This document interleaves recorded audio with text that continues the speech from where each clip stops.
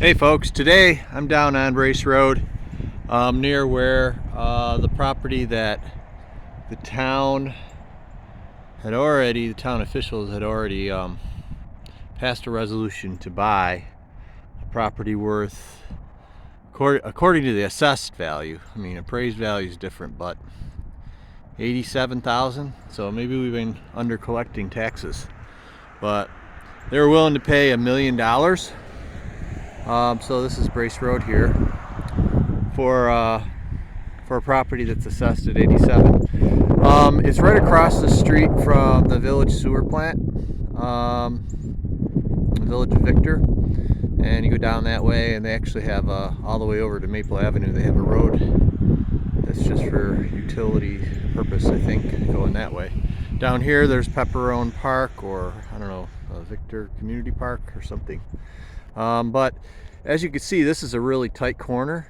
50 miles per hour though, so you could actually take this corner at 50 miles an hour and not be violating the law. Yeah, well, anyway, whatever. Wouldn't be advisable. Yellow arrows are a sign to tell you not to.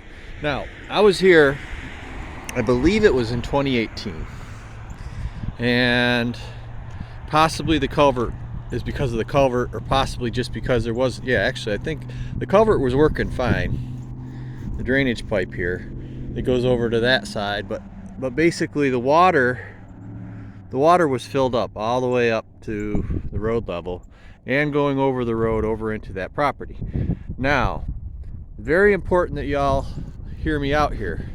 You can go and look at the video I did previous to this on my channel, and it was on the 22nd of February 2024, and this year we haven't had a lot of snow or runoff, so it was dry. Where I went and I checked out the property over on off of School Street. Go ahead and take a look at it. But it was totally dry, even in the area that looked like swampy area. I mean, I walked through and my boots did not even get muddy or wet. And then this is a couple days later. This is the 25th of February 2024. This is the property that has a wetlands issue that would have to be dealt with and decided upon by the DEC, similar to the other property. 11.8 acres or 11.9 I saw in a couple places, but whatever, 11.8, 11.9. A good portion of it, probably an acre or 2 acres at least, would probably have to remain wetlands. Now keep in mind, I think it was in 2018, I took a video of it too. And the water was all the way up on both sides and coming across the road right here. Just straight across the road. I mean, it was streaming across over to this side to fill this area in. So this area really is sort of a floodplain, and the water was also up to almost the edge on this side. It was a little lower on this side, but here again, I'm talking about the water. I was able to walk through the property over on School Street, no problem. The ground was dry, even among the swamp weed there. I forgot, actually Phragmite or some kind of a, I don't know, it's a grass that is invasive, but actually is ornamental and all that. But too much is not good, I guess. But regardless, it can grow in moist soil, but it prefers swampy soil, so it's sort of a swamp weed. Well, this is a swamp. I'm sorry, but you can look at it from Google Earth too. I'm gonna go up on the bridge there, I believe, and possibly capture some footage, but you can come down yourself. It's right on Brace Road off of Route 96. So this is actually 50 mile an hour zone. I'll already tell you the answer. Did the town tell you how much it would cost to do the new road that would be required, that they need? I mean, $1 million for the property, but you know, shouldn't we know the cost also of the road? That's even before they build out the highway facilities. So yes, it is nice that it's alongside of property the town already owns, but unless I've got my facts wrong, that property is not to be used for constructing anything. Take a look at this. There's no way I would walk through there. No way. Look at how deep that is. So it's nothing compared to, you know, this would take a lot more to get that up to the right level. You can't build on it, basically. You're not going to be able to. You're going to have a retention pool or something for flood waters. Now, the other part of this property is, let's just say that the buyer is right. They want to get 1.2 million. All right.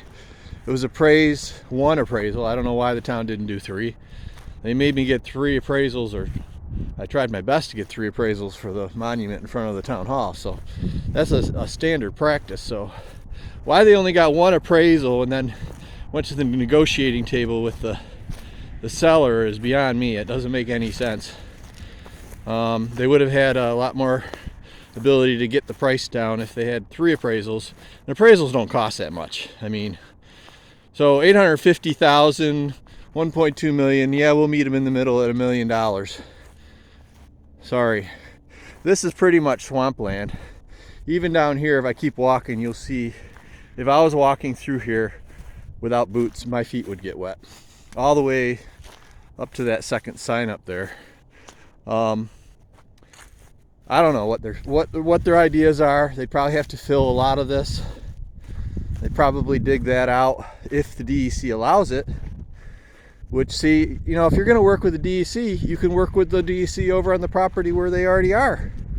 Out behind Rawson, their facilities, and going over towards property on School Street. They could do it that way. And maybe it's not quite as much acreage, but then again, how much acreage is going to actually be usable? You see the water down here? All right, and all the way back as I'm looking, you know, down into the, you know, 15-20 feet off, there's still pools of water down there. And this is after a winter where we hardly had any snow and any runoff. So the best comparison is just look at my other video, because it's actually been 2 or 3 more days of dry weather since I took the video over on School Street. So this shows you that this is pretty much swampland. I'm sorry, but that's what they want to pay $1 million for. This is the company. People have been asking me. I didn't know who the realtor was. Cushman & Wakefield Pyramid Brokerage Company, for sale. 585-248-9426. Yeah, so it's all good. I mean, people want to buy and sell their properties. The owner wants to get the best price he can, and you know, that's good. But you know, we are the buyers. Victor voters are the buyers. Do you want to buy this for $1 million? It's up to us. There's a referendum vote at the end of April. The town hasn't set the date yet, but we get to decide on that. And there are other alternatives and options available, and I expect them to just try to tell you that this is the only option, but I don't believe that. I would love it if there would be time and the town would actually do the right thing and get all the information out, especially the realtors in the area, so we can look over the entire inventory. We've got over 100 realtors in the Victor area that buy and sell properties or help with that, facilitate. So why not have them, you know, go out for a month or 2? But no, that's not the strategy or what the town is doing. I can see through what they're doing, and they're just going to probably come out with a mailer and a whole bunch of information just before the vote to try to get people to vote through what the town board members already think is the right thing to do, without giving you all the information. That's key. If a developer wants to buy a property, like if a developer came for this property, the first thing they would do is to check to see if the town would even approve it and how much it would cost. They would absolutely have to pay for the new road, and in the case of the town doing it, if they buy it, we're going to have to pay for the new road. The taxpayers are. But they would want to know all that before they bought the property. They might put a contingency on the purchases. If they can't get approval, then they would back out of the deal. But that's not how the town did it, and you know, all that cost information, if they do have it, and all the engineer reports and all the stuff on all the different properties they look, why isn't that just sort of right out in the open? Anybody walks in there can get a whole big packet. No, that's not how they're going to do it, I don't think. I think they're just going to try to do a marketing campaign to sell you on something that probably isn't. I don't know. Might be, but I don't think this is in the best interest of Victor voters. And I don't like the process. For that reason alone, I think I'm going to be voting no. They need to understand somehow that you're going to spend $1 million of our money. You can't just pass a resolution without any discussion, without information going out to the public first. And the $1 million is just the first part of the project. How much is the total project going to cost? What kind of build out does the highway department think they need? You know, is Parks and Recreation going to be joined together in a building? Is it also part of where we're going to put Parks and Recreation? I mean, all that stuff is not something you talk about in executive session, or if you do, when you're ready to go public, you don't just pass it without without telling people what's going on. That's my opinion. I mean, they can do what they want.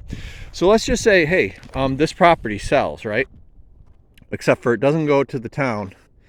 Developer says, yeah, I want to put something in here.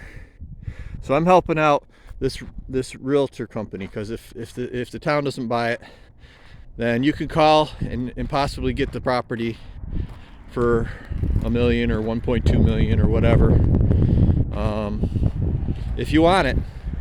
But keep in mind, you're going to have to build a new road, and then whatever you build on here, I think everybody around here is going to know that that'll be good for the taxpayers, because all of a sudden, you know, if a private developer comes in here and develops all this, we're going to get a good healthy burst of tax revenue from property taxes. And but if the town does it, then it's just going to suck out our tax revenue, whether you want to call it a reserve fund or whatever. It's still coming out of our money.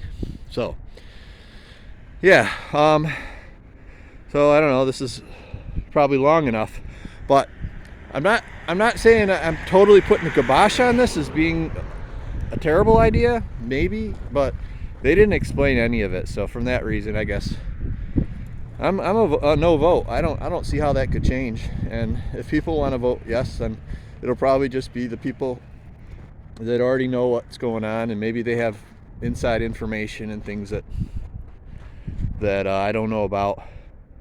But I have tried to find out information, and I saw what they put out, and I don't buy it. They did not put out the cost information of what they're planning on doing for facilities, how much the road was going to be. All the stuff I think is important that, you know, a developer who's going to develop would have up front before they even bought a property.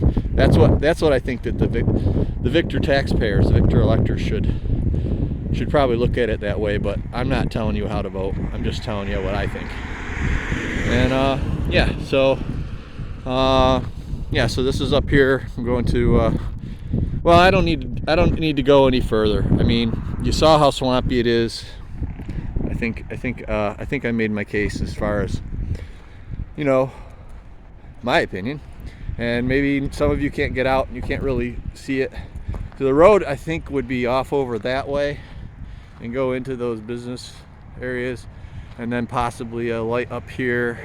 And I don't know what would happen to Brace Road, but this is 50-mile-an-hour zone, and that's 45 or 50, I forgot. I think it's 45. But a lot of people say this is already a dangerous intersection, so they obviously couldn't do this with the big highway trucks. So the road would be over there, I heard. Maybe, I don't know. Nothing's public, so just some things here and there. Nothing solid where you could go into the town hall and find out more details. And that's not the way to do it. Have a great day.